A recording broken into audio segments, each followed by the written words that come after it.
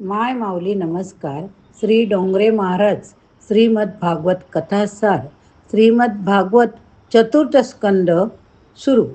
आजपासून चतुर्थ स्कंद सुरू. कथासार भाग 27 अभिवाचन करत आहे. स्वतः लाभ घ्यावा, आप्तजनांना लाभ द्यावा. ओम नमो भगवते वासुदेव देवाय. जर श्रवण केले तर जरूर लिहा. आनंद घ्या, आनंद द्या. आजच्या शुभदिनी आपण भगवंताला वंदन करून प्रारंभ करते. श्री गणेशाय नमः. श्री सरस्वती नमः. श्री गुरुभ्यो नमः. चतुर्थ स्कंद प्रास्ताविक. पहिले 3 स्कंदाचा सारांश आपण बघूया. प्रथम स्कंदात अधिकाराचे वर्णन केले, भागवताचा श्रोता कसा असावा इत्यादी विषय चर्चिले. दुसऱ्या स्कंदात ज्ञानलीला बघितली. मृत्यू जवळ आला असता जीवाने कसे वागावे, त्यावेळी माणसाचे काय कर्तव्य इत्यादी ज्ञान गुरुने द्वितीय स्कंदात दिले. पात्रतेच्या अभावी ज्ञान टिकत नाही. सुपात्रतेच्या अभावी ज्ञान शोभा देत नाही. धन ज्ञान सुपात्रतेच्या शिवाय शोभत नाही. जोपर्यंत ज्ञान क्रियात्मक होत नसते तोपर्यंत ते अज्ञानच समजले जाते. पुष्कळ ज्ञान मिळविण्यापेक्षा जेवढे ज्ञान मिळवले तेवढेच जीवनात उतरवण्यासाठी प्रयत्न केला पाहिजे. ज्ञान जोपर्यंत क्रियात्मक होत नाही तोपर्यंत त्याला काही किंमत नसते. जेव्हा ज्ञान क्रियात्मक होते तेव्हाच ते शांती देऊ शकते. ज्ञानाला फक्त शब्दरूपच देऊ नका, त्याला क्रियात्मक बनवा. ज्ञानाच्या गोष्टी बोलणे सोपे, पण तसे वागणे कठीण. विचार केल्याने ज्ञान होत असते की ज्ञानाचा अंत आजपर्यंत कधी झाला नाही, कधी होणार नाही. परंतु ज्ञान जेव्हा क्रियात्मक होते तेव्हाच शांती मिळत असते. गुरुने दिलेले ज्ञान जीवनात क्रियेत कसे उतरावे हे तिसऱ्या स्कंदात सांगितले. ज्ञान क्रिया यांचे मधुर मिलन कसे करावे याची युक्ती तिसऱ्या स्कंदात सांगितली आहे. कपिल म्हणजे जितेंद्रिय असेल तोच ज्ञान पचवू शकतो. विलासी जन ज्ञानाचा अनुभव घेऊ शकत नाही. वेदांताच्या ज्ञानाचा विचार अधिकार सर्वांना नाही. वैदिक ज्ञानाचा अधिकार फक्त विरक्तांनाच आहे. वेदांच्या संहितेचा भाग मंत्ररूप आहे. ब्राह्मण संहितेचा भाग भाष्यरूप. आरण्यकात उपनिषदाचा समावेश आहे. अत्यंत सात्विक जीवन घालविणारे ऋषी जे चिंतन करतात तीच उपनिषदे होत, तोच वेदांत होत. वेदांचा अंतच वेदांत होय. अंत म्हणजे समाप्ती. वेदांचा शेवट म्हणजे वेदांचा निष्कर्ष सार उपनिषदे होत. वैराग्य व संयम यांच्या अभावी ज्ञान पचू शकत नाही. ते ज्ञान जीवनात उतरून भक्तिमय जीवन घालविणारे लोक फार विरळे असतात. ज्ञान प्राप्त करायचे असेल तर सरस्वतीच्या काठी राहावे लागेल, कर्दम व्हावे लागेल. आपण कर्दम व्हाल तर आपली बुद्धी देवहूती बनेल, म्हणजे आपण जितेंद्रिय व्हाल तर आपली बुद्धी निष्काम होईल, ज्ञान सिद्ध होईल. ज्ञान सिद्ध झाल्यावर पुरुषार्थ सिद्ध होईल. म्हणून या चौथ्या स्कंदात 4 पुरुषार्थाची कथा सांगितलेली आहे. 4 पुरुषार्थ कोणते ऐका. तृतीय स्कंदात सर्गलीला आहे. चौथ्या स्कंदात विसर्गलीला. पुरुषार्थ 4: धर्म, अर्थ, काम, मोक्ष. पुरुषार्थ किती? 4. कोणकोणते? धर्म, अर्थ, काम, मोक्ष. म्हणून चौथ्या स्कंदात 4 प्रकरणं आलीत. चौथ्या स्कंदात 4 प्रकरण. धर्म, अर्थ, काम, मोक्ष. धर्म प्रकरणात 7 अध्याय आहेत. धर्म प्रकरणात 7 अध्याय. 7 प्रकारची शुद्धी झाली म्हणजे धर्माची सिद्धी होत असते. ज्याची 7 प्रकारची शुद्धी होत असते त्यालाच धर्म सिद्ध होतो. 7 प्रकारच्या शुद्धी आहे. कोणकोणत्या? देशशुद्धी, कालशुद्धी, मंत्रशुद्धी, देहशुद्धी, विचारशुद्धी, इंद्रिय शुद्धी, द्रव्यशुद्धी. अर्थ प्रकारात 5 अध्याय. त्यात असे सांगितले की अर्थप्राप्तीची 5 साधने आहेत. ती येणेप्रमाणे मातापित्याचे आशीर्वाद, गुरुकृपा, उद्धम, प्रारब्ध, प्रभुकृपा या 5 प्रकारच्या साधनाने ध्रुवाला अर्थप्राप्ती झाली होती. काम प्रकरणात अध्याय 11 आहेत. अध्याय हे सांगतात की काम 11 इंद्रियात वसलेलं आहे. 5 ज्ञानेंद्रिय, 5 कर्मेंद्रिय, 11वे मन. 11 ठिकाणी काम राहत असतो. रावणाची 10 मस्तक होती, म्हणजेच रावण रूपी काम इंद्रियात भरलेला आहे. जो सर्वांना आनंद देतो तो राम, जो सर्वांना रडवतो तो रावण. काम सर्व जीवांना त्रस्त करून सोडतो. काम मनातून निघून जात नाही, हाच विघ्न रूप आहे. डोळ्यांच्या द्वारा काम मनात शिरतो, म्हणून डोळ्यात काम रावणाला येऊ देऊ नका. रामासारखे निर्विकार बनाल तर रावणरूपी काम मरेल. काम मरेल तर राम मिळेल. मोक्ष प्रकरणाचे 8 अध्याय आहेत. महाप्रभूजी म्हणतात, प्रकृतीचे 8 प्रकार आहेत. भूमी, रापो, अपो, नलो, वायू, खग, मनो, बुद्धिरेवच अहंकार इति हम मे भिन्ना प्रकृतीरष्टधा. पृथ्वी, आकाश, पृथ्वी, पाणी, अग्नी, वायू, आकाश, मन, बुद्धी, अहंकार, 8 प्रकृतींना जो ताब्यात ठेवतो त्याला मोक्ष मिळतो. जो या 8 प्रकृतीच्या बंधनात न सुटतो तो कृतार्थ होतो. प्रकृतीवर विजय मिळविणाऱ्याला मुक्ती मिळत असते. पृथ्वी, पाणी, आकाश, तेज, वायू, मन, बुद्धी, अहंकार यांना ताब्यात ठेवा. प्रकृतीचा अर्थ आहे स्वभाव. अनेक जन्माचे संस्कार मनात साचलेले असतात. मोठमोठे ऋषी प्रकृतीला म्हणजे स्वभावाला ताब्यात ठेवू शकले नाही, म्हणून ते बंधनात पडले. 8 प्रकृतीवर विजय मिळविणाऱ्याला मुक्ती मिळत असते. प्रकृतीच्या ताब्यात राहणारा तो जीव, प्रकृतीला ताब्यात ठेवणारा तो ईश्वर. श्रवण, कीर्तनादी 9 भक्ती ज्याची सिद्ध होते तो ईश्वराचा होतो. तुम्ही भगवंतासारखे बनला नाहीत तर हरकत नाही, पण भगवंताचे तर होऊन धरा ना. अर्थ काम मिळे धर्म. काय? अर्थ काम मिळे धर्म. 4 पुरुषार्थात प्रथम धर्म आहे, शेवटी मोक्ष, मध्यात अर्थ आणि काम. हा क्रम लावण्यालाही रहस्य आहे. धर्म मोक्ष यांच्यामध्ये अर्थ काम ठेवले आहे. हा क्रम हे दाखवितो की धर्म मोक्षाला अनुसरून अर्थ काम यांना प्राप्त करावायचे आहे. धर्म मोक्ष हे पुरुषार्थ मुख्य, अर्थ व काम हे पुरुषार्थ गौण. धर्माला विरोध करणारा कोणताही पुरुषार्थ सिद्ध होत नसतो. धर्माचे नेहमी स्मरण ठेवा. सर्वप्रथम पुरुषार्थ धर्म होय. धर्माला अनुसरूनच अर्थ काम यांची प्राप्ती करायची आहे. पैसा मुख्य नाही, धर्मच मुख्य. मानवी जीवनात धर्मच प्रधान. धनाने सुख मिळत नाही. सुख मिळते ते चांगल्या संस्कारांनी, संयमाने, सदाचाराने, त्यागाने सुख मिळते. धर्मापेक्षा धन केव्हाही श्रेष्ठ नाही. धर्म इहलोकात परलोकातही सुख देऊ शकतो. मृत्यूनंतर धन सोबत येत नाही तर धर्म सोबत येत असतो. म्हणून धनापेक्षा धर्म श्रेष्ठ. जेव्हापासून लोक धनाला महत्त्व देऊ लागले जेव्हापासून लोक धनाला महत्त्व देऊ लागले तेव्हापासून जीवन बिघडले. श्रीमद आद्य शंकराचार्यांनी एके ठिकाणी अर्थाला अनर्थ म्हटले. अर्थम अनर्थ भावय नित्यम. जेव्हा माणूस धर्माला धनापेक्षा जास्त किंमत देत असतो तेव्हा त्याचे जीवन सुधारू लागते. अर्थाला धर्मानुकूल ठेवा. जो अर्थ धर्मानुकूल नसतो तो अनर्थ होय. देशाला संपत्तीची जेवढी जरुरी आहे त्यापेक्षा चांगल्या संस्काराची अधिक आवश्यकता आहे. तुम्ही आपल्या जीवनात धर्माला प्रथम स्थान द्या. जीवनात जेव्हा कामसुख अर्थ गौण असतो तेव्हाच जीवनात दिव्यता येत असते. दिव्यता म्हणजे देवत्व. धर्माची गती सूक्ष्म. धर्मही अनेकदा अधर्म बनत असतो. सद्भावने वाचून केलेला धर्म सफल होत नाही. सत म्हणजे ईश्वर. सर्वभूती सद्भाव. माणसाचे शत्रू बाहेर नाहीत, ते तर मनाच्या आतच आहे. मनातील शत्रूंना माराल तर जगात तुम्हाला कुणीही शत्रू मिळणार नाही, शत्रू राहणार नाही. धार्मिक कृत्य सद्भाव वाचून सफल होत नसते. जगातील कुणाही जीवाबद्दल कुभाव ठेवाल तर तो जीवही तुमच्याविषयी कुभाव ठेवेल. सर्वच ठिकाणी क्षत्रज्ञ रूपाने परमात्मा वास करीत असतो.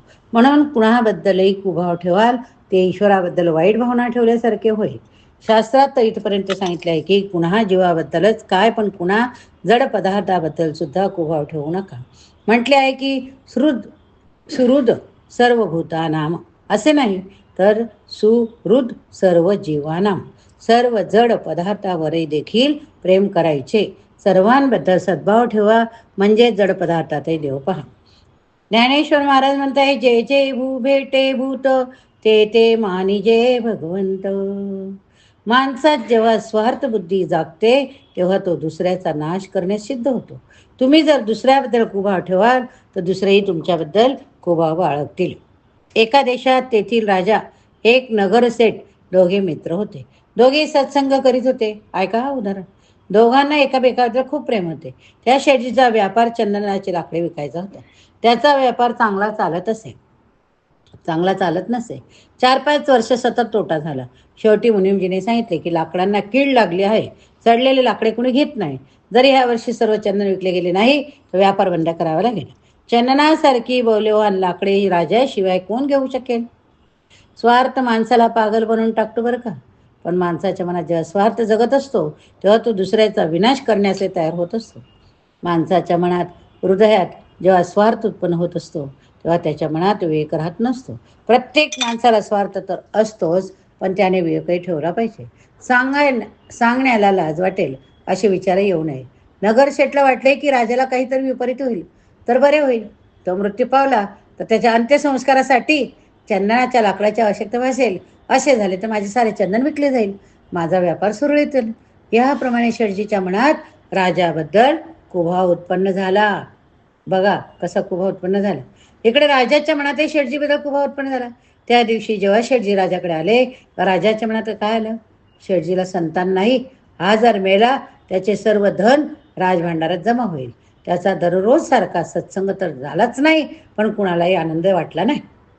2-3 दिवसानंतर राजाला वाटले की यापूर्वी कधीही न आलेला दुष्ट विचार नगरशेठजी विषयी माझ्या मनात का आला? मनुष्य पापाला मनात लपवून ठेवतो, त्यामुळे त्याचे जीवन बिघडून जाते. राजाने सारी हकीकत शेठजीस सांगितले. राजा म्हणाला, माझ्या मनात आजपर्यंत तुमच्याविषयी कधी वाईट विचार आला नाही. आज काय यावं बरे? याचे काय कारण माझ्या काही लक्षात येत नाही. शेठजी, तुमच्या मनात तर माझ्याविषयी कोणता वाईट विचार आला नाही ना? शेठजी म्हणाले, माझा चंदनाचा व्यापार नीट चालत नाही, मालाला मागणी नाही, म्हणून माझ्या मनात असा विचार आला की तुम्ही मृत्यू पावलात तर आपणास जाळण्यासाठी चंदन लागेल. माझे चंदन विकले जाईल. राजाने शेठजीला टोमणा मारला की तुझ्या मनात असा दुष्ट विचार आला तरी कसा? स्वतःला वैष्णव म्हणतो, पण असा विचार तुझ्या मनात का आला नाही की राजाने आपल्या महालाचे दरवाजे चंदनाचे बनवावे? त्यासाठी राजाने आपले चंदन विकत घ्यावे. राजाने देवाचा पाळणा चंदनाचा बनवावा, त्यासाठी माझे चंदन विकत घ्यावे. याप्रमाणे झालेल्या चर्चेमुळे राजाचे मन शुद्ध झाले, शेठजीचे मन मोकळे झाले. यानंतर दोघांच्याही मनात परस्पराविषयी सद्भाव उत्पन्न झाला. दोघेही सुखी झाले. भावशुद्धी सर्वात मोठे तप. जगात कुणाही जीवाविषयी कुभाव वैर बाळगू नका. शुद्ध भावना विरहित केलेले सत्कृत्य देखील काम देत नाही. त्यामुळे कित्येक वेळा धर्म देखील अधर्म बनतो. सत्कर्मात शुद्ध हेतू नसेल ते सत्कर्म देखील पाप बनते. दक्ष प्रजापतीने शंकराविषयी आपल्या मनात कुभाव बाळगला होता, म्हणून त्याचा धर्म अधर्म झाला. त्याचा यज्ञ त्यालाच मारक झाला. प्रत्येक माणसाविषयी सद्भाव ठेवल्याने कार्य सफल होत असते. राजाचे सर्वांचे कल्याण हो, हेच सत्य असत्य होय. सत्यम भूतम हितम प्रोक्तम. अनेकात एक तत्वाचे दर्शन करणे सर्वात उत्तम. एखाद्या स्त्रीमध्ये लक्ष्मीची भावना निर्माण केली तर स्त्रीच्या अंतर्यामी वास करणारा ईश्वर त्याला आशीर्वाद देईल. या उलट एखाद्या कामी पुरुष एखाद्या स्त्रीकडे काम भावनेने पाहिल तर त्या स्त्रीच्या अंतर्यामी वास करणारा ईश्वर त्याला शाप देईल. सर्वांचे ठाई ईश्वरभाव ठेवा. जर तुम्ही दुसऱ्याकडे ईश्वरभावाने पाहाल तर दुसरेही तुमच्याकडे ईश्वरभावाने पाहतील. कित्येक वेळा धर्मही अधर्म बनत असतो. त्याचे कारण असे की धर्म करणारा सर्वांच्या ठाई समभाव ठेवित नाही. सर्वांच्या ठाई समभाव ठेवाल तर सुखी व्हाल. सद्भाव म्हणजे काय हो? तो ईश्वर भाव. सर्वांमध्ये जो ईश्वर भाव ठेवतो तो सुखी होतो, त्याचा धर्मही सफल होतो. कुणाही जीवाविषयी वाईट भावना ठेवणाऱ्याचा धर्म सफल होत नाही. महाभारतात आपण पाहतो की श्रीकृष्ण सुद्धा कित्येक वेळा अधर्म करतो, पण त्याच्या मनात सर्वांविषयी सद्भाव असल्यामुळे त्याचा अधर्मही धर्म म्हणूनच ओळखला गेला. सर्व ठाई सद्भाव ठेवून केलेला अधर्मही धर्म बनत असतो. महाभारतात कर्ण पर्वात, द्रोण पर्वात याविषयी दृष्टांत मिळतात. कर्ण पर्वात सांगितले आहे की ज्यावेळी कर्ण आपल्या रथाचे चाक जमिनीतून काढत होता तो निशस्त्र होता. त्याचवेळी भगवंताने अर्जुनाला सांगितले की या कर्णाला तू मार. कर्ण म्हणतो युद्धशास्त्राचा नियम असा की जेव्हा शत्रू निशस्त्र असतो तेव्हा त्याच्यावर प्रहार करू नये, म्हणून अर्जुनाने माझ्यावर शस्त्र चालू नये. तेव्हा श्रीकृष्ण कर्णाला म्हणाला, कर्णा, तू आजपर्यंत धर्माचे किती पालन केले आहे, तू स्वतः तर धर्माचे पालन केले नाही आणि इतरांना मात्र धर्म पालनाचा उपदेश करतो. भर सभेत द्रौपदीचे वस्त्रहरण केले होते, तेव्हा कोठे गेला होता राधा सुद्धा तुझा धर्म. द्रोण पर्वात अशी कथा आहे की द्रोणाचार्य पांडव सेनेचा संहार करीत होते. श्रीकृष्णाने असा विचार केला की जर हा म्हातारा मेला नाही तर अनर्थ होईल. इतक्यात अश्वत्थामा नावाचा एक हत्ती मेला. श्रीकृष्णाने विचार केला की जर द्रोणाचार्याच्या कानावर केले की तुमचा मुलगा अश्वत्थामा मेला तर पुत्र शोकाने ते युद्ध बंद करतील, असा विचार करून श्रीकृष्णाने घोषणा केली की अश्वत्थामा मारला गेला. द्रोणाचार्याला वाटले की मुलगा तर मारला गेला, आता युद्ध कसं करू. पण जर युधिष्ठिर धर्मराज सांगेल की अश्वत्थामा मेला तर मी खरे म्हणेन. युधिष्ठिराला भगवान श्रीकृष्ण म्हणता, धर्मा म्हण अश्वत्थामा मेला. धर्म सांगतो मी राजासाठी खोटे कसे बोलू. भगवान म्हणता, धर्मा दुर्योधन पापी आहे, तो मरेल तर सुखी होईल आणि जिवंत राहील अधिक पाप करून दुःखी होईल. ज्याचे सर्वांचे कल्याण होते ते सत्य होय. द्रोणाचार्य ब्राह्मण असूनही अधर्मी दुर्योधनाला सहाय्य करीत आहेत, ते पाप करीत आहेत. द्रोणाचार्य जर युद्ध सोडून देतील तर त्यांच्या हातून अधिक धर्म होणार नाही. म्हणून म्हणतो म्हण अश्वत्थामा हताहा. खोटे बोलल्याने पाप लागू नये म्हणून त्यानंतर युधिष्ठिर म्हणाला, नरो वा कुंजरो वा. परंतु हे शेवटचे वाक्य कुणाला शब्द ऐकू जाऊ नये म्हणून कृष्णाने जोराने शंखनाद केला. दक्ष प्रजापतीचा यज्ञरूप धर्म शंकराविषयी दृष्टभाव निर्माण ठेवल्यामुळे मनात ठेवल्यामुळे अधर्म म्हणून त्यालाच मारक ठरला. दुसऱ्या ठिकाणी दुसऱ्या बाजूने श्रीकृष्णाचा असत्य भाषण रूप अधर्मही सर्वांच्या कल्याणासाठी केला गेला असल्याने धर्मरूप ठरलं. सत्कर्म करताना भाव शुद्ध झाला. शुद्ध ठेवा, हृदय पवित्र ठेवा. शुद्ध भाव ठेवणे म्हणजे मोठे तप आहे. म्हणूनच सर्वेशाम अविरोधन ब्रह्मकर्म समारभेत हा मंत्र म्हणून प्रत्येक सत्कर्माचा आरंभ केला जातो. सर्वाविषयी सद्भाव ठेवा, सर्वांना सद्भावाने पहा. सद्भावा वाचून केलेले सत्कर्म सफल होत नाही. भगवान मनूचे वंशज मैत्रीय म्हणतात. भगवान मनूला 3 मुली झाल्या. अत आकुती, दुसरी देवहूती, तिसरी प्रसूती. देवहूतीचे लग्न कर्दमाशी झाले होते. त्यांना 9 मुली झाल्या. त्या 9 मुली म्हणजेच विवाह 9 ब्रह्मर्षीशी झाले. प्रसूतीचे लग्न दक्ष प्रजापतीशी झाले. ही सर्व कथा सांगून झाली आहे आता मागच्या याच्यात. आता कर्दमाच्या कन्याच्या वंशाचे वर्णन सांगतो. मरीची व कला यांना कश्यप, पौर्णिमा या नावाने 2 पुत्र झाले. अत्री आणि अनुसूया यापासून दत्तात्रेय, दुर्वास, चंद्रमा या नावाची 3 मुले. ते अनुक्रमे विष्णू, शंकर, ब्रह्मा यांच्या वंशापासून झाले होते. विदुराने विचारले, या सर्व श्रेष्ठ देवांनी अत्री ऋषींच्या घरी काय करण्याच्या हेतूने अवतार घेतले, ती कथा सांगा. मैत्रेय म्हणाले, दत्तात्रेय अत्रीच्या घरी पुरुष जर अत्रीसारखा तपस्वी बनेल, स्त्री जर अनुसयेसारखी तपस्वी बनेल तर आजही त्यांच्या घरी दत्तात्रेय येण्यास तयार आहे. न त्री जो अत्री सत्व रज तम 3 गुणांचा जो नाश करतो, निर्गुण होतो तो अत्री होय. सत्व रज तम या 3 गुणात जीव मिसळलेला आहे. 3 गुणांपासून जीवाला अलग व्हायचे आहे. 3 गुणांशी जीवच लग्न आहे. 3 गुणांचा संबंध सोडून त्याला ब्रह्मसंबंध जोडायचा आहे. जो त्रिगुणातीत ब्रह्मस्वरूप झाला आहे तो अत्री होय. शरीरात जो तमोगुण आहे त्याला रजगुणाने मारा, दूर करा. रजगुणाला सत्वगुणाने मारा. रजगुण काम क्रोधाचा जनक आहे. सत्कर्माने सत्वगुण वाटतो. सद्गुणही बंधनकारक आहे, त्यातही थोडा अहंकार असतो. म्हणून शेवटी सत्वगुणानेच सत्वगुणाचा नाश करायचा असतो. सत्वगुणाचाही त्याग करायचा आहे.